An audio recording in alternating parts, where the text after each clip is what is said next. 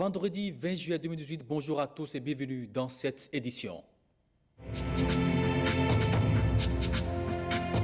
Le Salon international des mines carrières du pétrole a démarré ce jeudi, un rendez-vous d'échange pour jauger les opportunités du secteur.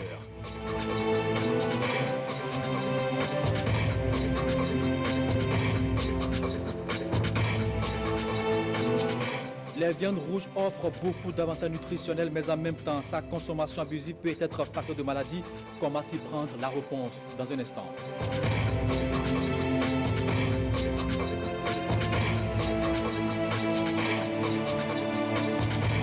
Outils de travail, mais aussi source de désagréments. Il s'agit des ordinateurs, des tablettes et des téléphones portables. Un ophtalmologue nous en parle dans ce journal.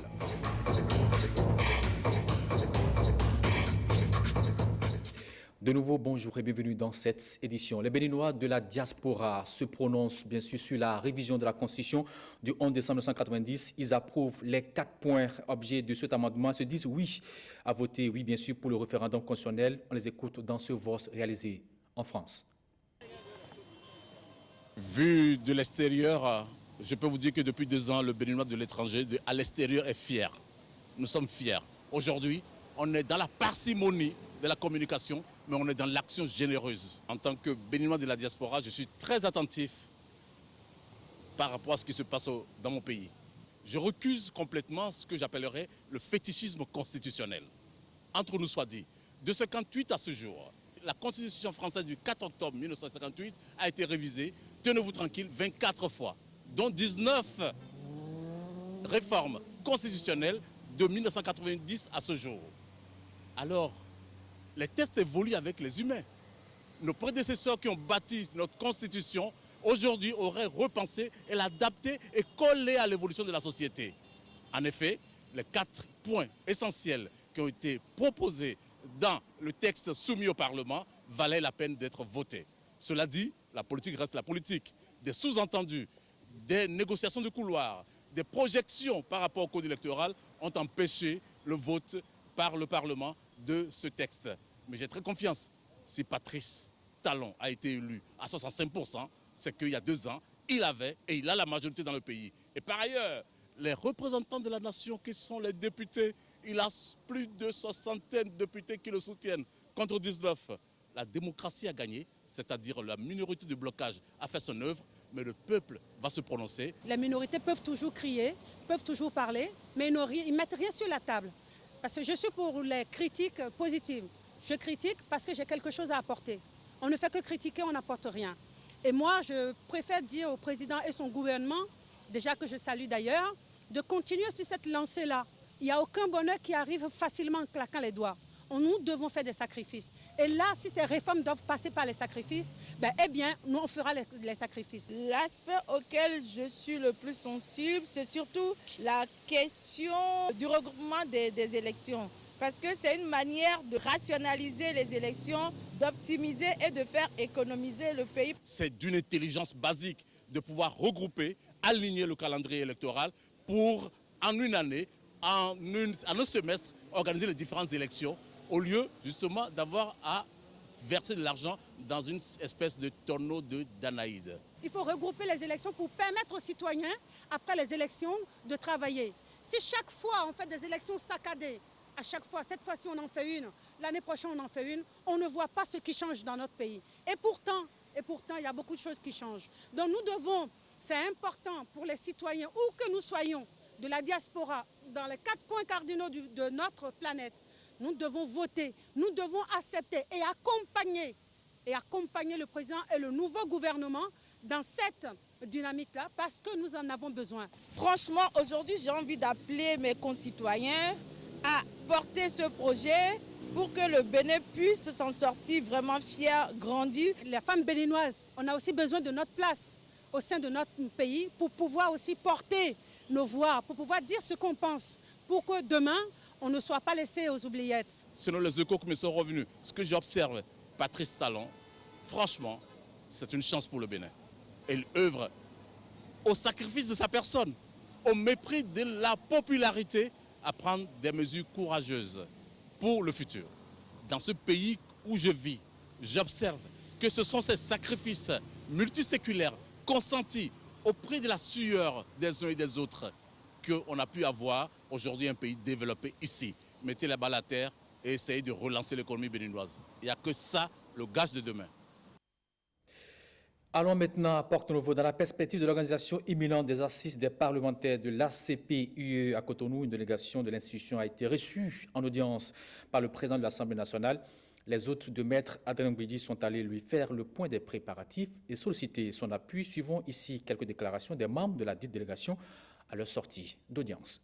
Ces conférences sont organisées 2 fois par année et ça donne l'occasion aux députés de chacun des pays Afrique, Caraïbes, Pacifique, Union européenne de dire ce qu'ils pensent des relations et de demander aux commissaires de l'Union européenne, au président du Conseil ACP, président du Conseil des ministres de l'Union européenne, ce qu'ils veulent, ce qui a été bien fait, ce qui n'a pas été bien fait et quelles sont les améliorations qu'il faut faire. Le président qui était en fait à une époque le coprésident de ces mêmes assises, il a fait preuve de bonne volonté, il nous a beaucoup appuyé, puisque dans les préparatifs, on est à mi-chemin. Donc il y a des choses, il y a certaines petites contraintes, il y a certaines préoccupations on doit résoudre. Et là, on a eu tout son soutien, aussi bien que celui des comités d'organisation, pour aller de l'avant et assurer le bon déroulement des assises. Oui. Ouverture ce jeudi à Cotonou du Salon international des mines, carrières du pétrole. C'est une rencontre entre acteurs du secteur minier et pétrolier, du public comme du privé, dans le but de promouvoir le secteur et mieux profiter de son rendement. Rebecca Kandiaoundé, Brice Thibozo. Une salle noire de monde. Des personnalités de haut rang venues de plusieurs pays de la sous-région. Une image qui dénote de l'importance de cette rencontre B2B. Le Salon international des mines, carrières et du pétrole Sémica prend ainsi son envol pour la toute première fois au Bénin. L'objectif à terme est de permettre aux investisseurs du secteur public et privé d'avoir une idée plus claire sur les potentialités minières et pétrolières du Bénin. Ils disposeront donc d'informations à jour pour encourager l'investissement et favoriser le décollage économique. L'importance économique des ressources minières et pétrolières n'est plus à démontrer vu leur contribution au développement des pays qui les valorisent. Ces secteurs, qui représentent le plus gros commerce de la planète en valeur et en volume, modifient considérablement les flux de devises au détriment des pays importateurs. Le golfe de Guinée, auquel appartient le Bénin, est devenu depuis les années 80 la zone de mise en œuvre d'impressionnants projets d'exploration et d'exploitation pétrolière marqués par une série de découvertes majeures au large de l'Angola, de la Guinée équatoriale, du Nigeria, du Ghana, de la Côte d'Ivoire, du Libéria et de la Sierra Leone, sans oublier le Sénégal bien sûr. Aussi, les découvertes en extrapolation à celles de l'Amérique latine en face du golfe de Guinée montre-t-elle que le Bénin se retrouve au cœur de la grande province pétrolière offshore. Selon le diagnostic établi par le ministère de l'eau et des mines, le secteur des mines contribue à moins de 1% du produit intérieur brut, PIB, comparé à d'autres pays de la sous-région qui disposent de moins de ressources minières, dont le Burkina Faso, qui contribue à plus de 8% du PIB. Le gouvernement du Bénin veut donc changer la donne et révéler davantage le potentiel minier du pays. Je reste persuadé et confiant que le Bénin pourra accéder à des ressources minières et pétrolières à travers une grande implication du secteur privé, car nul n'ignore que le financement nécessaire à la valorisation de ces ressources ne sont souvent pas disponibles dans les caisses de l'État. C'est pour cela que le gouvernement, à travers la mise en œuvre de son programme d'action, a assaini le cadre macroéconomique à travers la création d'un environnement propice aux affaires pour donner de nouvelles impulsions à l'économie sur la base du partenariat stratégique avec le secteur privé. Chaque fois que je réfléchis à l'importance de la coopération minière sous-régionale, l'idée qui me vient à l'esprit, c'est cette devise du roi Guézo d'Abomey qui nous enseigne que, je cite, « Si tous les fils du royaume venaient, par leurs mains assemblées, boucher les trous de la jarre percée, le royaume serait sauvé. Ramené au développement du secteur minier sous-régional, il s'agit d'une vision à la fois d'humilité, de sincérité, de prise de conscience, d'engagement stratégique et de solidarité. Pour plus de visibilité sur les ressources minières et pétrolières dont dispose le Bénin, ces stands sont tenus. Un vivier de richesse qui permettra sans nul doute l'émergence de l'économie béninoise grâce à un investissement fruit d'un partenariat public-privé. Les performances du premier semestre 2018 du ministère des Petites et Moyennes Entreprises ne satisfont pas les attentes du ministre. En lançant la revue du plan de travail annuel, le ministre Modeste Kérékou a invité ses collaborateurs à plus d'abnégation. L'objectif qui se fixe au 31 décembre prochain, c'est 100% de taux d'exécution. Cécile Roundé, Daniel Ada.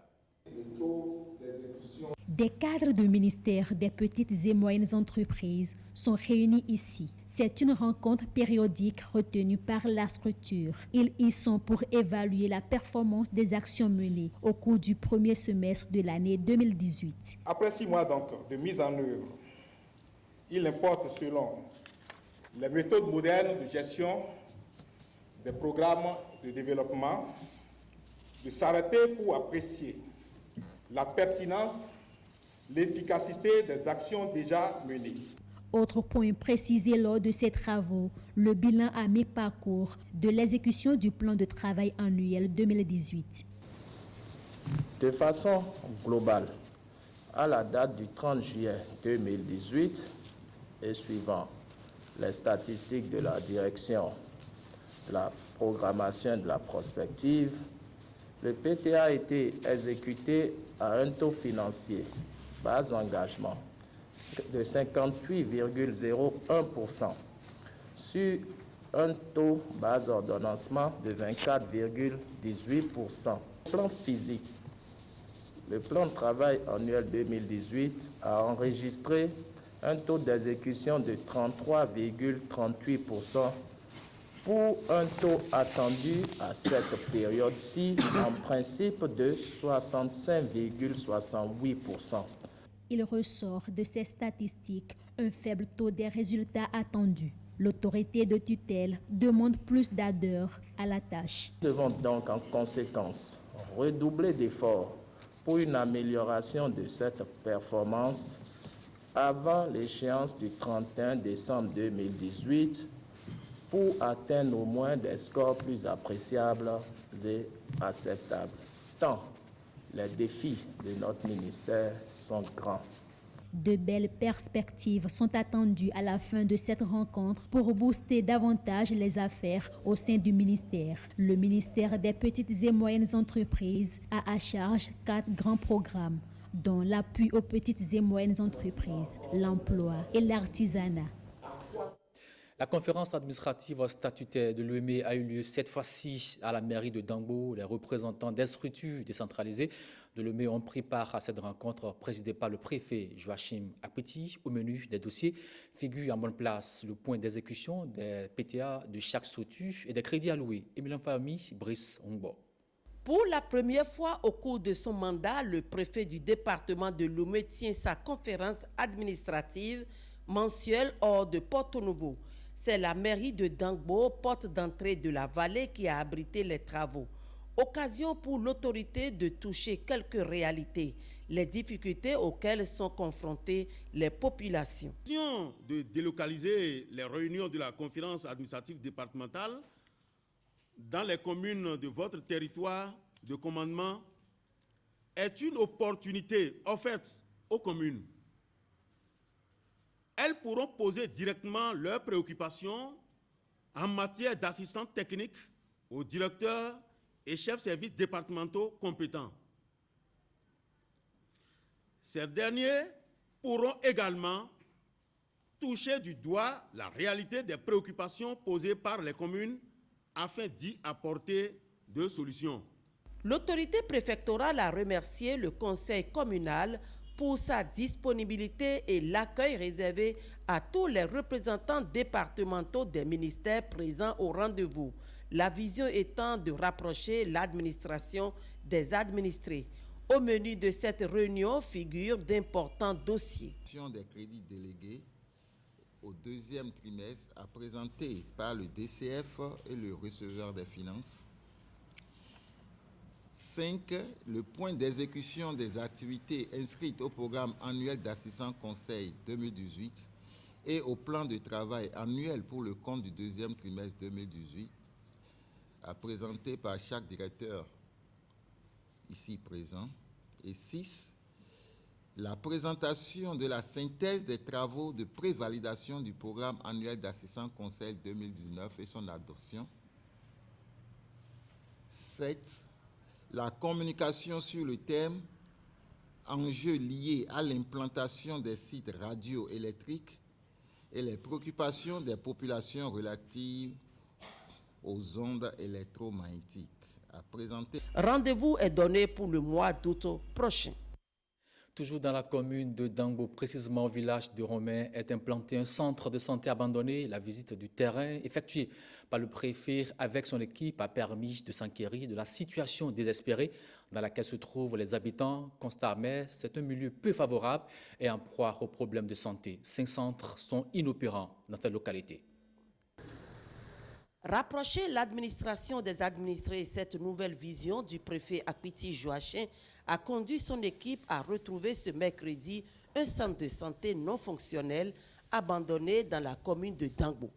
Le maire Mathias Kouanou, qui a conduit la délégation sur les lieux, était préoccupé par le sort de ces structures dont la viabilité sauverait les couches déshéritées. Qu'est-ce qui bloque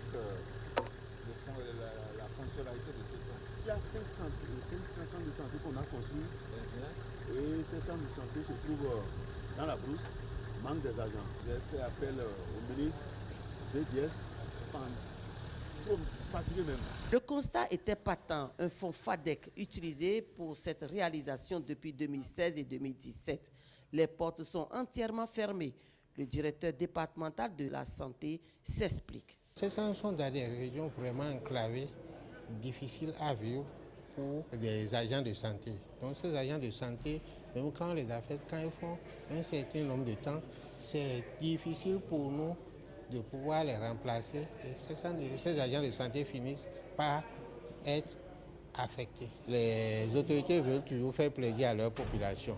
Donc les populations, dans l'expression de leurs besoins légitimes, disent aux autorités, nous voulons un centre de santé. Les autorités ne prennent pas le temps de bien étudier si vraiment ces populations, cette localité peut faire vivre un centre de santé. Parce qu'il faut que le centre soit bien fréquenté pour que le centre soit viable. Nous essayons quand même de faire un effort pour mettre le personnel qui est à notre disposition dans ces centres de santé. Mais nous sollicitons également l'appui des mairies, parce que l'État central seul ne peut rien faire. L'État central fait un grand effort. Et nous faisons au niveau départemental également un effort pour qu'il y ait une répartition équitable de ce personnel. Mais toujours est-il que ça ne suffit pas.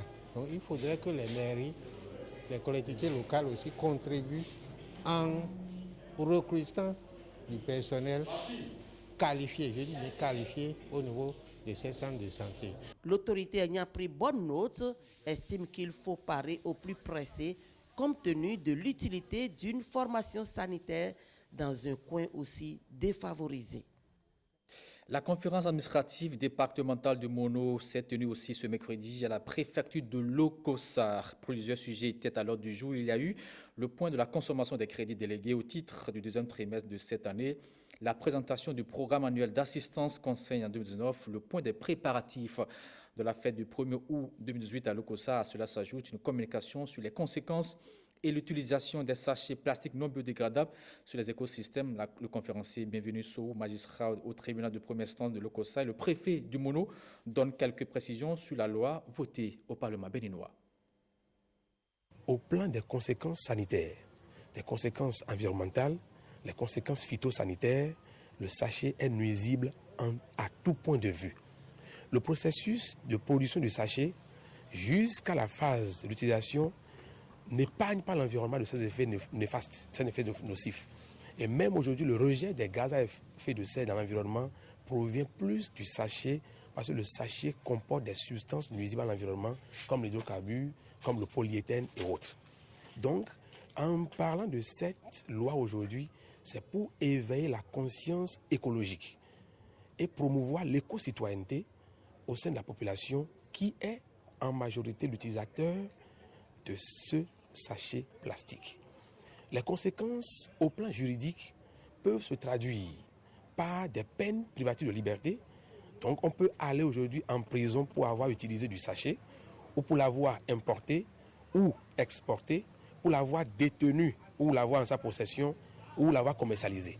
Aujourd'hui, c'est un problème pour nous, puisque la loi réprime la détention, la commercialisation, la distribution. C'est difficile. Que faire? Les histoires, là, où est-ce que nous allons les mettre? Donc, nous devons sensibiliser. Nous avons même demandé au directeur de cadre de vie de nous dire là où nous devons mettre les sachets plastiques qui sont avec nous là où nous devons les déposer. Donc, nous allons mûrir davantage la réflexion. Venons-en aux pages magazines de cette édition. Elles s'invitent pour la plupart du temps dans notre alimentation. Il s'agit des viandes dites rouges. Elles offrent beaucoup d'avantages nutritionnels, mais en même temps, leur consommation abusive peut être facteur de maladie. C'est ce que révèle l'enquête réalisée par Rebecca Kendiaoundé, Odé Gnondoumé et Gérard Zouemé. Des étalages de viande. Des clients qui maîtrisent plutôt les lieux. Des habitués peut-être, mais des bouchers prêts à servir. Nous sommes ici dans une boucherie à Zongo. Ici, différentes sortes de viandes commercialisées. De la viande de bœuf, de mouton, de l'agneau, de porc. En somme, des viandes dites rouges. La viande rouge, ce sont les viandes qui sont composées de la myoglobine, riche en cholestérol, et ça provient des règnes animales. Quand je dis règne animal, nous pouvons citer comme viande de rouge, là nous avons la viande de bœuf, la viande de mouton, cabri, la viande de porc, etc. Et quand vous prenez la viande rouge là, la myoglobine est interne et c'est constitué des protéines et du cholestérol, sa particularité. Difficile d'être invité et de résister à la tentation de la viande rouge. Une catégorie qui inclut les viandes foncées avant la cuisson. Pour certains, la viande rouge serait le secret d'une bonne santé. Sa consommation augmenterait même l'espérance de vie. Manger bien c'est bon, ça donne la santé. Maintenant il va te laver les sangs propres. Tu vas... Manger le poisson, ça c'est les pauvres. C'est les pauvres qui mangent poisson. Il faut manger viande. Là, on sait que oui, lui, là, il mange viande. Par exemple, la viande, disons le foie, ça donne la santé, ça donne le sang. Mais tu vas manger le poisson qui est déjà congelé depuis des années ou bien quoi, tu sais pas, et tu vas venir en train de manger. Non, la viande, on tue ça, tantôt tu manges en même temps. La viande rouge, pourtant, les spécialistes mettent un bémol à cette théorie. S'ils n'interdisent pas la consommation de la viande rouge, ils insistent sur la modération qui doit être de mise. Pour les amateurs qui consomment, de consommer ça de façon modérée. Parce qu'il y a le cholestérol qui est là. Trop de cholestérol dans l'organisme ne fait pas une bonne santé pour ceux qui consomment. Ça peut leur donner après des maladies cardiovasculaires, surtout s'ils sont déjà susceptibles, ils ont des risques de diabète, d'hypertension. Il faut éviter au maximum la consommation de la viande rouge. Une fois par semaine, on ne peut pas refuser. Mais si c'est à une fréquence très habituée, ce n'est pas bon. Et pour une consommation saine et équilibrée de la viande rouge, sa cuisson requiert un suivi. Pour cela, nous sommes allés à la rencontre d'un chef cuisinier étoilé. L'art, c'est un filet de bœuf, c'est la viande rouge. Et souvent, on a l'habitude de manger de la viande, mais la plupart d'entre nous ne savent pas cuisiner la viande rouge. Parce que la viande rouge, ça a beaucoup d'inconvénients. Et c'est de la même manière que ça apporte beaucoup d'éléments nutritifs à notre organisme. Maintenant, pour ce faire, parce que la viande déjà, c'est dans ça on trouve les protéines et du fer. Maintenant, comment cuire la viande rouge pour pouvoir conserver ces éléments nutritifs pour que ça ne nous donne pas beaucoup d'inconvénients sur la santé. Pour ce faire, je vais vous montrer comment ça se passe. Là, c'est une poêle. Et on met un peu d'huile, tout juste légèrement, et on laisse chauffer. Parce que la viande, déjà, ça a des matières grasses dans la viande. Donc, du coup, je prends ma viande, ma poêle bien chaude, et là, je laisse la viande dedans. Et je laisse cuire pendant 2-3 minutes maxi pour pouvoir tourner la face. Maintenant, je crois que je vais tourner ma viande. Et là, vous allez constater que même la viande déjà laisse sa graisse dans la poêle.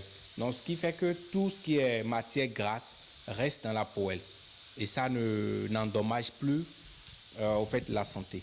La viande rouge est sans nul doute un complément alimentaire. Sa consommation a plus d'inconvénients que d'avantages quand on en abuse. Merci Rebecca Kendiaoundé. Santé toujours avec ces outils de travail ou de divertissement que vous connaissez et utilisez souvent. Ordinateurs, pouces, téléviseurs, tablettes et téléphones portables, ils sont utiles mais ils peuvent devenir source de désagréments pour leurs utilisateurs. Jean-Claude James et Donatien Falola nous en disent plus. Forte concentration pour ces travailleurs devant un écran, qu'il soit de télévision, d'ordinateur, de téléprompteur ou de téléphone. À la maison comme au boulot, enfants et adultes s'adonnent à l'exercice pendant des heures. Vous ne devez pas travailler sur l'écran pas plus de 2 heures sans prendre de repos, aller vous promener un peu ou arrêter et reprendre. Or, on voit des gens qui font 4 heures, 6 heures d'affilée devant l'écran, ce n'est pas conseillé.